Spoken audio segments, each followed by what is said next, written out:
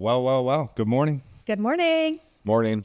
So, listeners, today is an interesting conversation that you are in store for. We've got Joel Block, extraordinaire advantage player, here with us on the Gutsy Moves podcast. Good morning, Joel. Hey, Brandon, Kate, how are you guys?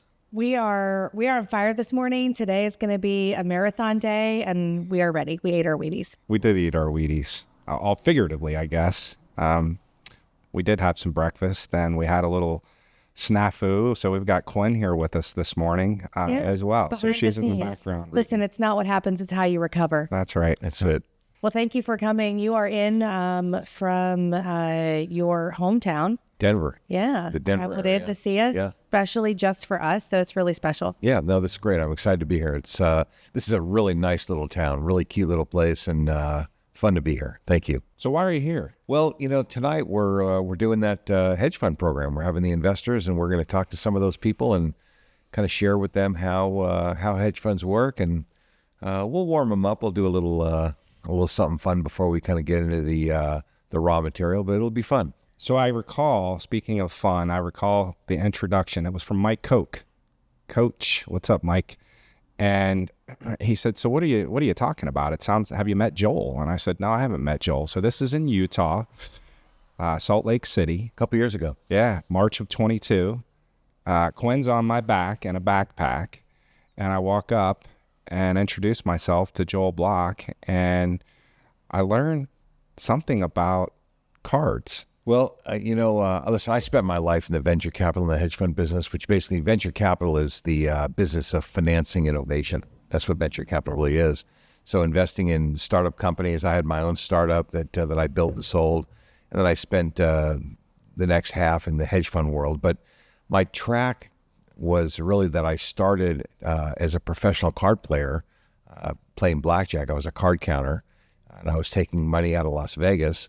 And I spent the first couple of years of my career taking money out of those casinos before I moved to that giant casino on Wall Street. So that's really kind of been the trajectory of my career. That's the first time I've ever heard that story. It's such an interesting story. You started out as a professional card player. You just don't hear that very often. No. Especially over here on the East Coast. I was just like, wow, this is just amazing material.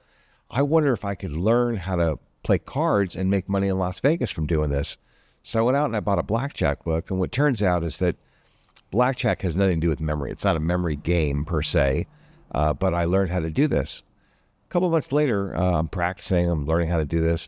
My dad calls and he says, hey, there's this blackjack seminar. This was in like 1981, and card counting had just become a thing. I mean, really, because heavy-duty computers were invented in the 1960s.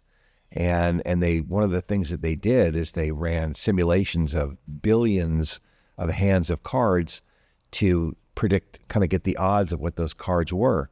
And so card counting became a thing in the 60s, really developed in the 70s. And by the 80s, they were starting to teach regular people how to go to Las Vegas and win some money, which was kind of a scam because most people really could never get good enough at it to make it happen. But anyway, so I go to this seminar and I watch this guy, and I go up to the guy and I go, hey man, that was really, really good. That was a really good seminar. He goes, well, are you buying the course? I said, no, I'm not buying the course. He goes, well, why not? I said, well, I already know how to count cards. He goes, oh, really? I said, yeah, really. He said, if I gave you a pack of cards and I took one card out of the deck, how fast could you look at the 51 cards and tell me what card was on the table? I said, would I do that? I could do that in 18 seconds. He goes, wow, that is really, really good. Wow. For a beginner. I go, what are you talking about for a beginner? How fast can you do it? He said, I could do that in 7 seconds. And in that instant, that guy became my hero. I mean, literally, I can't even imagine how that happens. Wow. And he said, you know what? He goes, in all honesty, I've never met anybody self-taught that could do it in 18 seconds. He goes, I want you to come over to my house. We're going to play cards. And this guy took me under his wing, and we played cards. And he played on the team for this professional guy out of a gambler out in New Jersey. And after 3 months of us, I was at UCLA at the time in Los Angeles. And every day after school, I'd go to his house in Marina Del Rey. We'd play cards for 3, 4, 5 hours. and he made me a professional card player, and literally I became one of the best blackjack players in the world, and they recruited me onto this team in 1981, and every single weekend we would go to Las Vegas. So the question then becomes, so I'm thinking Rain Man at the moment. Yeah. And as I'm thinking Rain Man, and they got run out of Vegas. Yeah. There's a run out of Vegas story here. Yeah, What hotel was it? The Sahara. Because counting cards, you're counting cards. Yeah, you're counting cards. Yeah, Which is illegal or no? it's not illegal. It's frowned upon. These are private. As long as you're establishments. using your mind. You're allowed to use your brain, and some people are smarter than others, and they understand that. And actually, the Supreme Court of the state of New Jersey, because there were lawsuits in Atlantic City over card counters, because card counting again was kind of new. The 70s is kind of when it really started to happen, and in the 80s there were lawsuits. The casinos didn't like it. Yeah, True. It's fascinating. So frowned upon, but not illegal to count cards. Right. And you got busted one time? I was a kid, and I just one time kind of just got a little crazy, a little wild, and I was kind of yelling and screaming in a happy, fun way, And I must have been winning, and the pit boss started staring at me, and there was some heat, and a few people came over with some security, and the guy grabs the discard pile, and he riffles through it real fast. And you'd think I'd be nervous because he was looking at the cards and all that, but I wasn't nervous because I knew how fast I could count, and I was very, very fast, and he was going through them twice as fast as I could go, and I knew he wasn't a counter. I mean, if these guys that's not what they do. And he was looking for cheating, he was looking for marks, cut cards, bends, whatever he was up, but none of those things happened. I mean, I wasn't doing anything that was improper. And finally, the guy just says, listen, sir, you're welcome to play any other game in this casino, not blackjack. They escorted me. They said, collect up your chips, and they escorted me to the cage. So I hit the road, and an hour later we met up, and the next day I was out playing again. There was a story about a roulette dealer who was somehow, I think she was spinning the wheel and the marble in an opposite or in the same direction, or somehow she was manipulating that game, and she was caught. Yeah, there's only one way to overcome the rig in Las Vegas, and that's using the strategies of advantage play, which are executed by advantage players. And I was always called an advantage player because I could defeat the house's advantage with my skills. And I think what's fascinating is your intro into gambling and trying to make a quick buck and having fun in Vegas with your team and winning has literally launched you into the trajectory of your career. It's in a funny way, I've been gambling my whole career. I mean, I buy companies, I buy real estate, I do all kinds of different deals, but to me, it's not gambling. You're a deal maker. It's deal making, it's investing. That's right. I mean, professional gamblers are not gamblers. They're investing in something. And Strategists. and there are ways. So let me just finish though. You did ask about roulette because I want to bring that back. Somebody has asked me, are there other games in the casino that you can beat beside blackjack? And I said I could beat roulette. Like, how do you beat roulette? Well, the funny thing about this is, and I was actually having dinner with a group of engineers, and they asked me this question.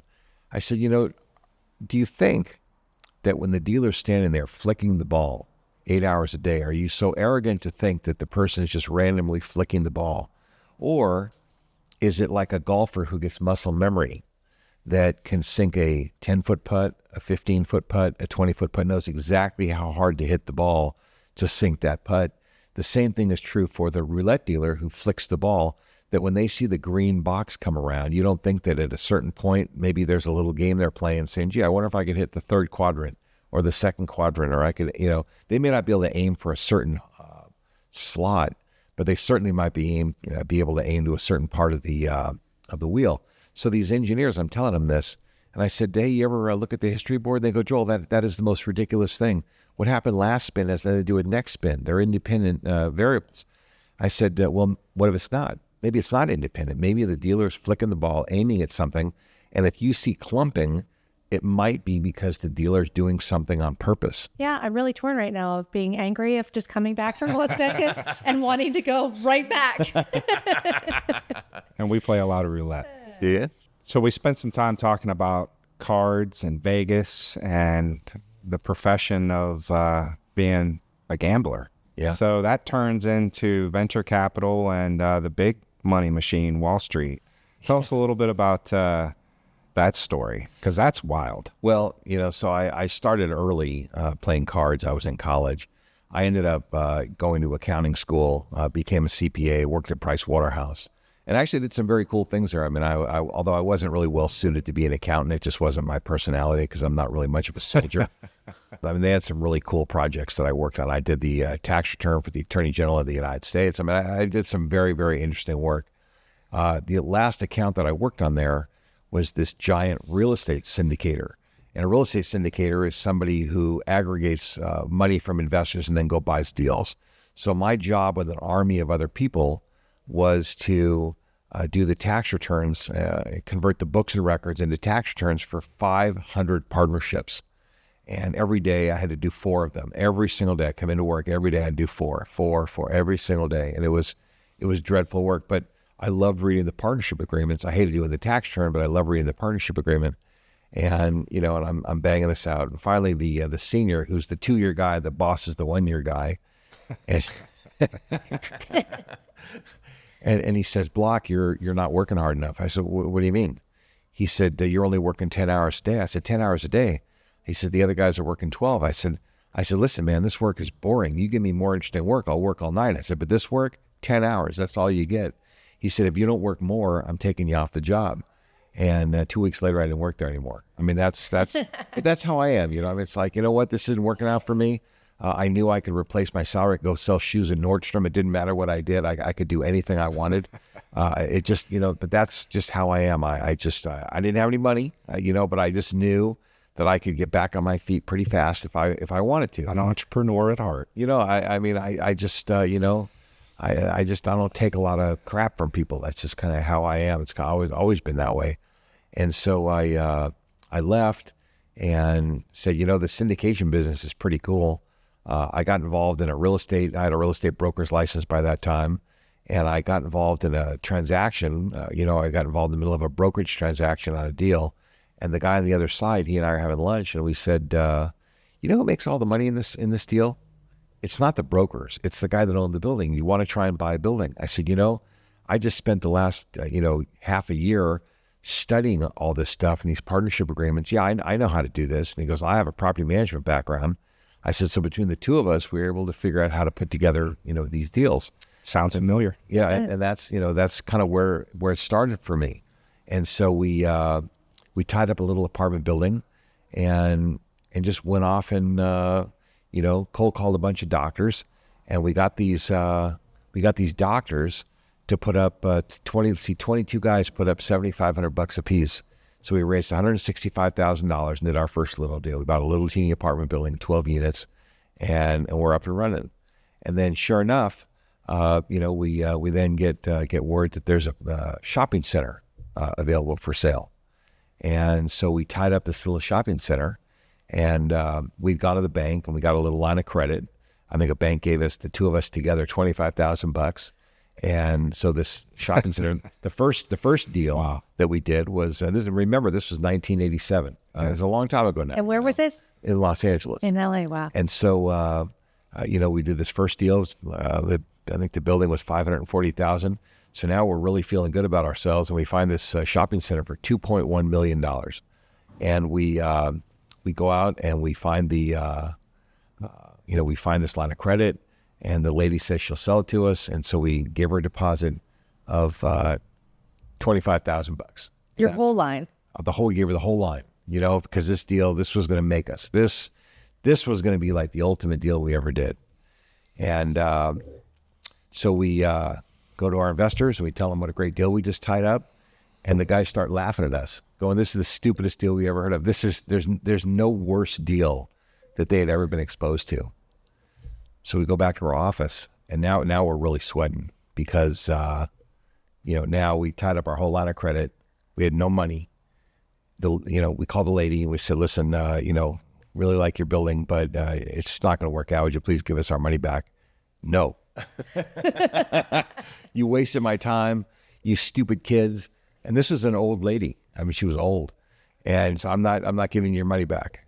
Tough luck. And so we were just sitting there sweating. And this is kind of where the move comes. So if you want to introduce that concept. There was a gutsy move in this story. There was a gutsy move in this story. I feel the anticipation. It's building. Yeah. She said, no, you don't get your money back. What did you do? Remember I said in the first part here that I'm an advantage player. And advantage plays are killer strategies. And I teach business people killer strategies. That's a big part of what I do. But I want to put some cautionary tape around this whole concept, because advantage plays are very, very powerful. And you don't execute advantage plays kind of like a boxer doesn't box other people kind of below their level, and martial artists don't fight people who aren't at their level. be fair. You got to be fair. You cannot use these advantage plays against people who are not at the right level.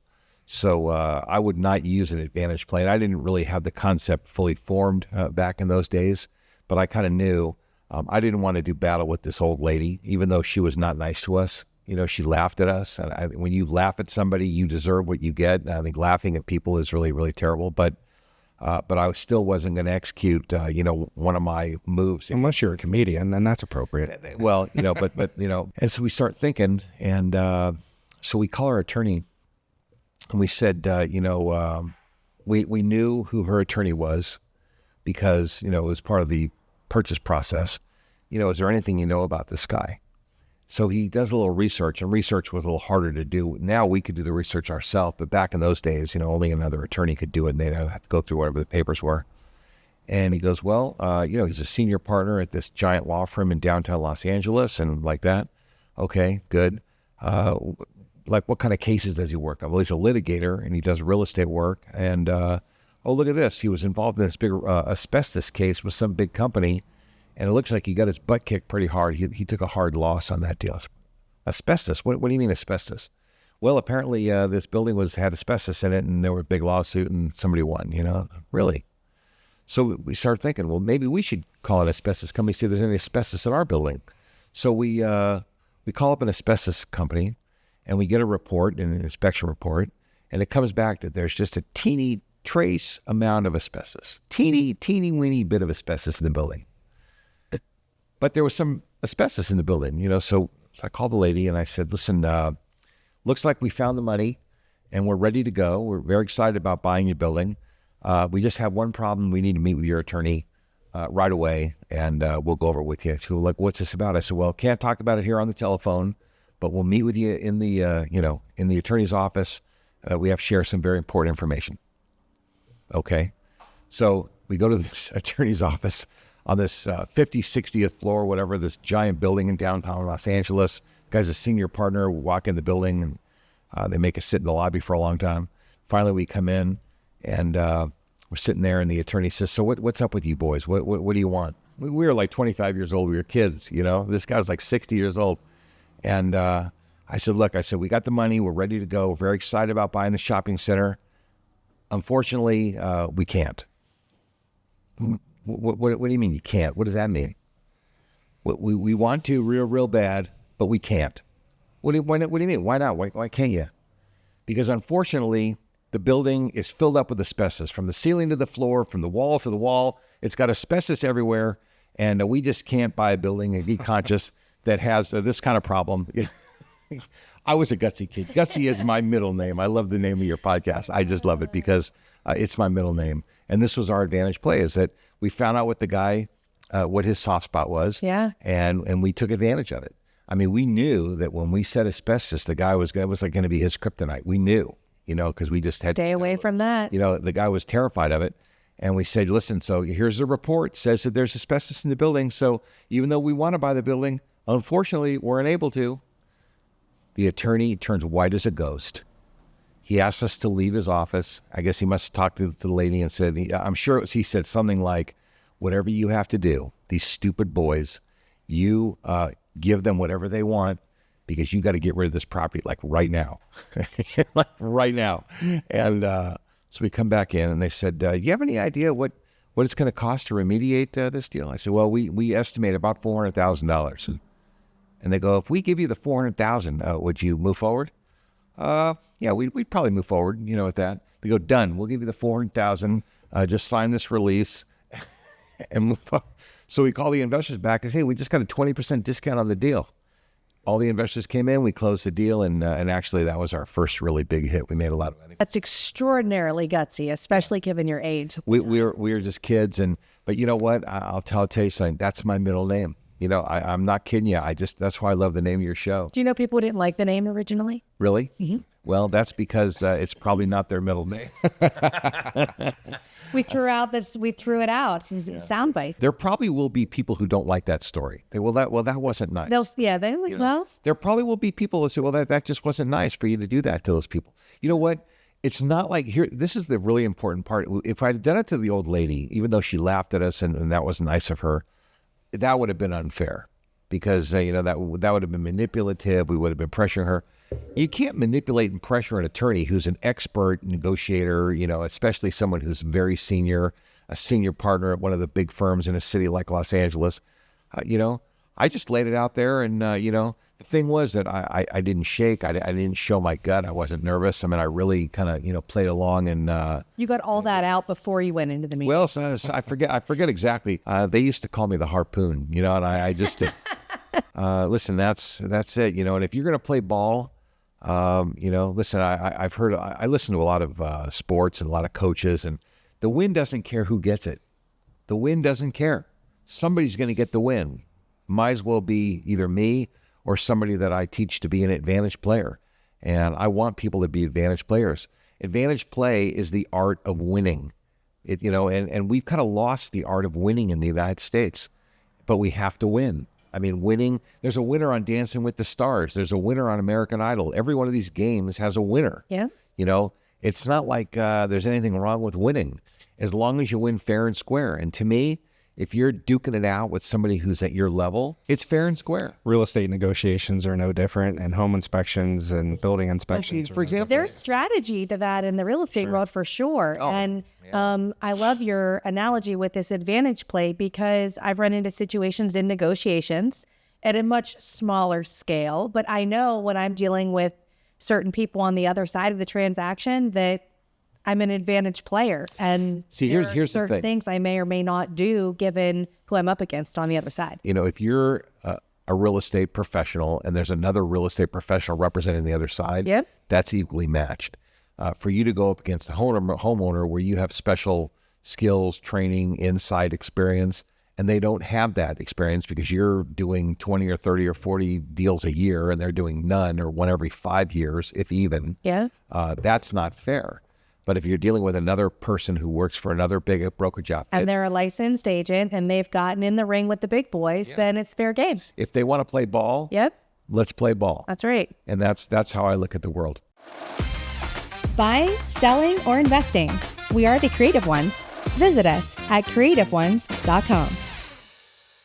We are launching into venture capital, and Joel, you have another story for us that I can't wait to hear about. I've got so many stories. If we could be here all day, we could fill up the airwaves and we could have a lot of fun together. But I've heard this might be the ultimate gutsy muso. After I left the real estate world, so I spent from 1986 to 1990 doing real estate deals. We were syndicating, raising money, and that was great. That's kind of how I got my first money and kind of got started in business and really got some exposure. And I was very young. I mean, what was I, 23, 24, like the first 4 or 5 years. Just like us. Well, quite similar. I wasn't quite as handsome as you are, but very similar. Oh, no. And so I went into, in 1990, the economy had started changing, and I sort of knew that I couldn't stay in the real estate world any longer because I couldn't carry a building that had vacancy for 6 months because the economy was really starting to turn and not be favorable to us. So I coincidentally, it happened in 1990, got a phone call from an old friend of mine from college. And, not that I'd graduated college just 5 or 6 years earlier. And he said, hey, listen, a different friend of mine that went to college with us, you probably didn't know him, is interested in learning the stock market. Could you help him to learn about the stock market? I said, oh, I love the stock market. I'm buying and selling. I'm calling my broker every day. I'm doing these different things. I said, yeah, I'd love to help the guy. Have him call me. The guy calls me and says, hey, listen, can you help me? How do I learn the stock market? And I said, well, like, what's your background? Just so I kind of know what kind of, background you have. And he said, well, I'm a computer expert. In 1990, I didn't really even know what a computer expert was because computers were really pretty new at that time. He said, I'm a programmer. I do these different things. I said, all right, well, here's what I would do if I were you. I said, I'm going to give you some stocks. I want you to go in the newspaper.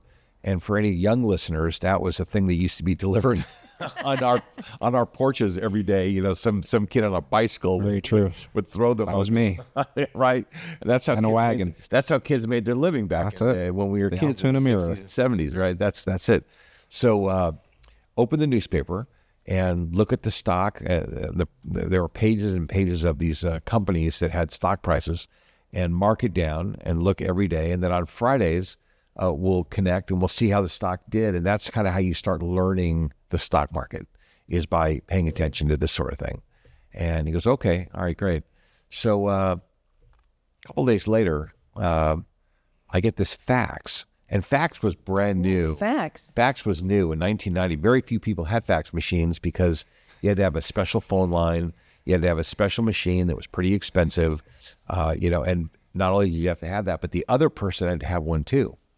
And so, right. So Very true. And today, think about that. I mean, they're still using them today. barely. Although they're more secure than email, they're the only really secure. Medical community uses them Because there's more secure for HIPAA and everything, But anyway, so a couple of days later, after we have this conversation, this computer guy sends me a fax. So the machine rings, ring, and all of a sudden this little piece of paper comes out. And if you remember back in those days, it was that curly It paper. rolled. And so you had to uncurl the paper. You had to look at it real fast. like a scroll. And you had to look at it real fast because the ink would evaporate off the page. Do you remember that? It's that ink, like Did it if you left it last overnight, it yes. would be gone. So you had to look at it real fast.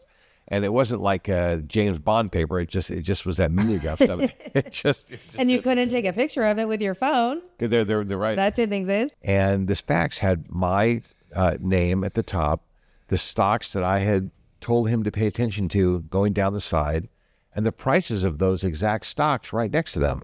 So it wasn't like 10,000 stocks spread over 10 pages of the newspaper. It was like just my stocks. I go, well, it's kind of an interesting thing. I wonder what it is. I crumple it up and I throw the thing away. Next day, ring, in comes the fax, the curly paper. I take a look at it. There's my stocks with the updated prices. Really interesting. I crumple it up and I throw it away. The third day I get this thing, I call the guy up and I go, what is this thing? Where's it coming from? And he goes, oh, just for fun, I put it in the computer. I thought it would save time. Wow. I said, just for fun. I said, this is completely brilliant. Every investor in America is going to want to have one of these special reports. This is like amazing. Can you make a lot of them? He goes, yeah, you just string the computers together and you make as many as you want. I said, look, I made a little money in real estate. I want to work on this. I think this could be great. I want us to be partners. I want you to work on this full time. I'll put up the first money, but in order for us to really make this happen, we need to go raise a lot of money. I said, I know how to raise money because I've been raising money for real estate. And by the way, once you learn how to raise money for one thing, you can pretty much raise money for almost anything, So I said, I'm going to go find us some money because we got to buy advertising. We got to do all this stuff. And this could really be something fantastic. I said, I really want to work hard on this. So the guy goes, okay, we make a deal. And I go out. I go to the fax manufacturer trade show. And they had a big show in New Orleans in 1991. I go to the trade show and I said I go to all the booths where they sell fax machines. And I said, I take out my little paper and I go, see this right here? This piece of paper is software for fax machines. It's going to change everything. We can give stock reports. We can do astrology reports. We can do all these. We can do weather reports. I mean, we can give people all these different things. It's going to make fax machines fantastic. Everybody's going to want to buy fax machines. You're going to sell a lot of fax machines. And I was expecting them to just roll over and just be so excited about it. Amazing. And instead, they pat me on the head and they said, look, you look like you're a nice kid. Now get the hell out of here. I'm like, you got to be kidding. These people, they sold equipment. They couldn't see past their noses. It's just how it was. They couldn't see the deal. So I go back home and I thought, all right, look, what other industry could really benefit from what we have here. Because this was just such a great idea. I wasn't ready to let go of it.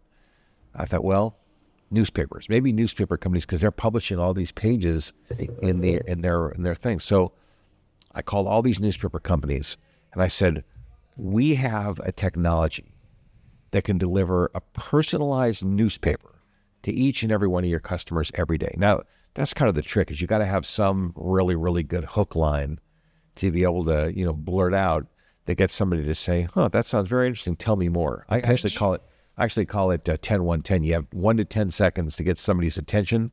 So they give you It's a hook. 1 to 10 minutes. That's kind of what it is. But anyway, so I blurt out this little thing, and no. I get all these declines. And finally I called one newspaper and I give him the story. And the guy says, oh my God, can you be here tomorrow? I said, yes, we can be here tomorrow. Now, you got to know, we didn't have a business plan. we didn't have anything. You had that middle name. I did have the Gutsy middle name. And so we go to this company and we show them what we have. And they go, this is amazing. And over a period of months, they said, we want to do it. And this giant company, for this silly fax idea that we had that people were laughing at, they gave us $10 million to run this deal. They said, we want to be in this thing. What is it going to take to make this? We don't want to make it little. We want to really, really make it happen. Wow. I said, we need $10 million. Now, understand, it was a newspaper company. So if they'd have given us $10 million, we would have probably taken $9 million and bought advertising. So they gave us $1 million in cash, and the rest of it was advertising credits.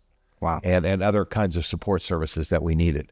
So it was really good for them. It was really good for us. It was a really, really good deal for everyone. And they taught me the newspaper business, and I ended up going to every other newspaper around the country.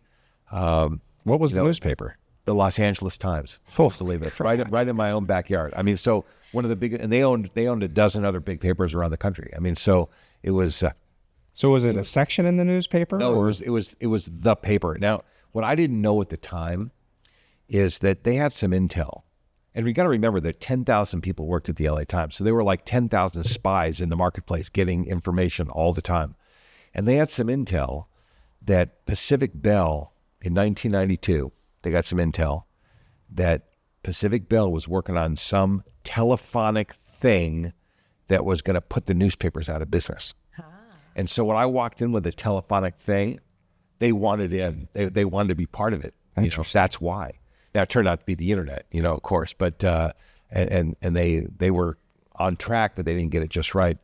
And so they anyway. So I didn't have a business plan. All I had was my story and my idea, and they bought it hook, line, and sinker, and they were into it. And they gave us the money, and my partner started working on putting this all together. And about 3 or 4 months in, I get a call from the number 2 guy at the paper. The number 2 guy, he said, Joel, I want to see you in my office right now. And I was really worried that they were going to pull the rug right out from under us. Game up. So what's the gutsy move to keep it rolling? Well, I didn't know what was going to happen, so I go to the guy's office. I was a little nervous. I thought that maybe they were going to, turn us down. And the guy says, Joel, he goes, in my career, and I've been in this business for a long time, I don't know how we fell for your bullshit, but we gave you $10 million.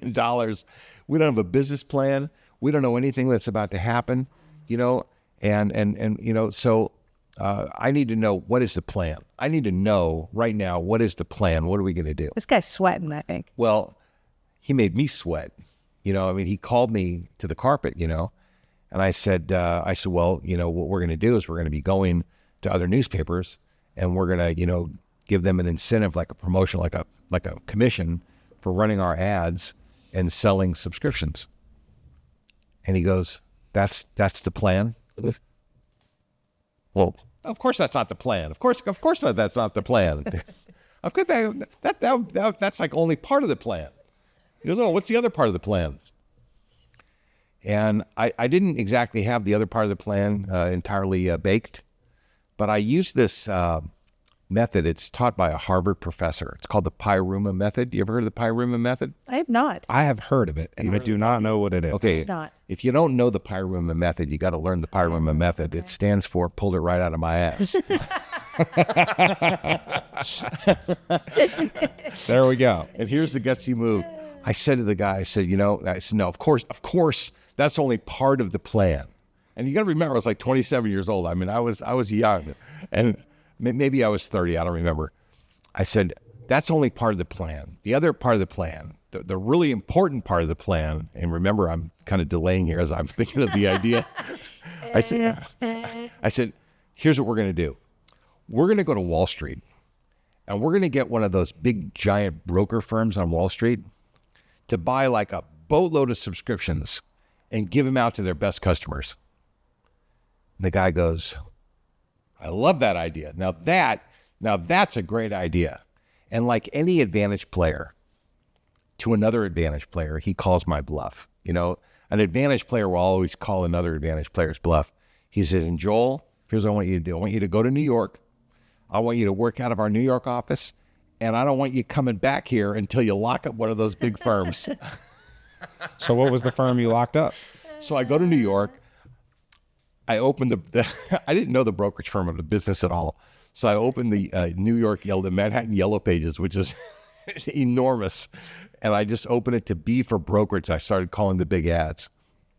And I called not the president, but the president's secretary in every case. And I said, and LA Times gave me one of their business cards. So I actually had a business card that said LA Times on it. I said, hello, my name is Joel Block. And I'm here in town to show the brokerage firms a new product that we have, a new idea that we've come up with. And you don't have to buy anything. I just want to let you know what we're doing, so that, you're familiar with what our concepts are. It's a brand new concept, new media, it's a new thing. No one's ever done anything like it before. And so the secretary would then pass me to the senior vice president of marketing, who's really, they all work on the same floor. It's the only person in the building the secretary probably knows is the SVP of marketing, right? So I get on the phone. I said, hey, I'm just here in town. And just want to show you, come by for about 10, 15 minutes, show you the new concept, just as a courtesy. That's all. I got in, I saw every one of the senior vice presidents of marketing on Wall Street, all these big firms. And Prudential Securities ended up getting into a bidding war with Merrill Lynch. They both wanted what we had. And so we're having this negotiation. And at some point, 6 months had gone by. It took about 6 months for all these things. I was going back and forth every week to New York to make this happen.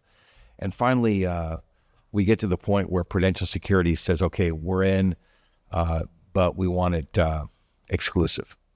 You can't sell it to Merrill Lynch. I mean, because I said, look, Merrill's kind of on the other side here. And so one of you is going to get it, and they go, we want it by ourselves, So I called the LA Times. I said, look, Prudential has agreed to our terms. And a couple of their executives had gone to some of the appointments, so they knew I wasn't pulling their leg. I mean, it's not what I don't pull their leg. But they were involved with me.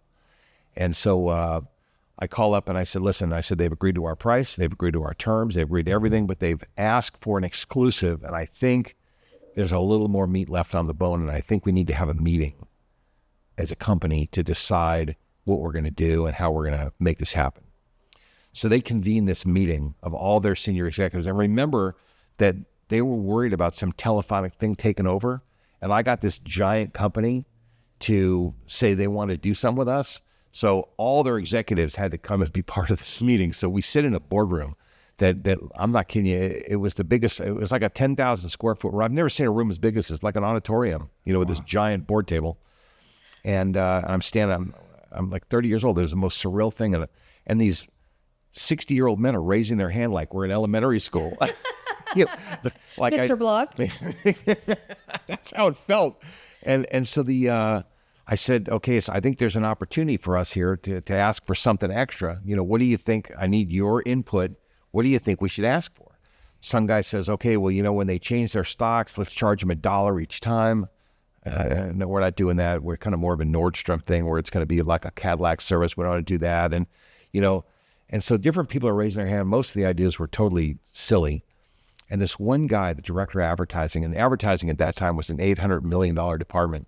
The director of advertising raised his hand and he says, hey, does anybody in the room here know what Prudential Securities did in the newspaper last year? And they call downstairs and they find out that they had done $250,000 in newspaper advertising. And the guy says, Joel, do you think you get them to double that to 500,000? I said, I could absolutely get them to double that to 500,000, 100%, no doubt about that. He goes, go do that, and then let's say yes. So this starts from a computer programmer that somebody introduces you to with a phone call. Yeah. That you teach to read the newspaper and pick some stocks. That turns into a fax. That turns into an LA Times business card. That turns into Prudential producing what you originally were. Well, actually, and then we ended up getting That's nuts. 35 of the biggest newspapers in America to run our ads. Including the Cleveland Plain Dealer here right in your neighborhood. And, every major market newspaper in America, ran our ads. I went to every newspaper one at a time. I flew, I had calluses on my ass from sitting on airplanes. I was flying a lot. And I saw every one of these newspapers and we made it happen. And that's what we did.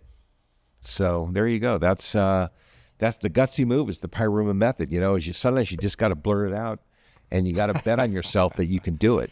And, we know how to bet on ourselves. That's Yeah, we sure do. You put yourself out there and then you say the thing. And then once you say the thing that you're going to do, it happens. it happens. It starts 1,000%. It starts happening, and the universe almost conspires to help you if you let it. Right. You just have to kind of put it out there and you have to believe in it. But you can't put it out halfway.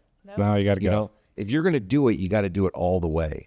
And that's it. And you just got to do everything that you can to make it work. And that's the deal, man. That's Manifestation. You did it, and we're doing it with Quinvestors. That's right. There you go. all That's in. it. Pretty excited for tonight. Thank you for coming in town and telling us some cool stories. It never fails. When we sit around and have conversations, there's something new that we learn. I'll tell you, what, and I guarantee we could do another episode and there'll be 20 more stories. Well, maybe we can reciprocate and come on your podcast. Well, listen, so my podcast, Your Advantage Play, is mostly they're CEOs of public companies that, they talk about, what their killer strategy is that makes their company successful. So, yeah, entrepreneurs, like and subscribe. Tell us the name again. Your Advantage Play. Yeah, Sweet. love it.